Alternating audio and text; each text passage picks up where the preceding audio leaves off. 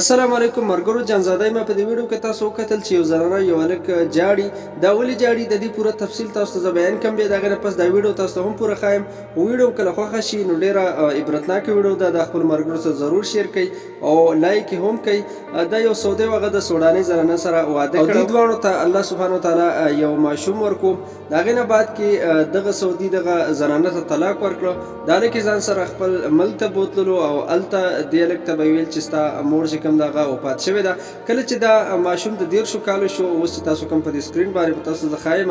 نو د پلار یې بیا دته ووایي چې ستا مور ژوندۍ ده او په سوډان کې ده او د دې هلک چې دی نو عبدالله نوم دی او دا د فوټبال یو مشهور کلاړي هم دی کله چې دته دا پته ولګېده نو بیا دې سره رابطې وکړي اوس دې پروګرام کې دا کوم چې تاسو ګورئ په دې سکرین باندې تاسو ته به اوس ښایم په دې کې د ټي وي والا دی خو انوایټ کړی دی په ده نه دا بغیر د اجازته یعنې دته پته نشته چې زما مور به هم دلته راځي او دغه ټایم کې د دې لږ د مور راشي او د مور او د زوی په منځ کې چې کومه مینه ده او تاسو په خپلو سترګو وینئ نو زه ویډیو طرف ته او تاسو ویډیو وګورئ